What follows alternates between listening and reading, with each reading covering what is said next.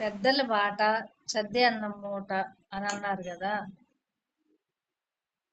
అదే సామెత ఉంది, అందరికీ తెలిసే ఉంటుంది ఆ సామెత. పెద్దలు ఏదైనా చెప్తే వినాలి. విన్నవాళ్ళు ఎవరు చెడిపోలేదు. పెద్దవాళ్ళు ఎప్పటికైనా కానీ మన మంచికే చెప్తారు, చెడ్డకైతే చెప్పరు కదా. అందరూ అంతో ఇంతో కొంచెం చదువుకున్న వాళ్ళే ఉన్నారు కదా, అంతో ఇంతో జ్ఞానం సంపాదించుకున్న వాళ్ళే ఉన్నారు. అటువంటప్పుడు వాళ్ళు కూడా అర్థం చేసుకోవాలి. ఎలాగంటే వాళ్ళు చెప్పింది రైటా రాంగా అని అర్థం. కొంతమంది మాత్రం పెద్దోళ్ళు కొంతమంది పిల్లలకి చెడిపోయే మార్గాలు చూపిస్తున్నారు. అది ఏది మంచి ఏది చెడ్డ అనేది మనం తెలుసుకోవాలి.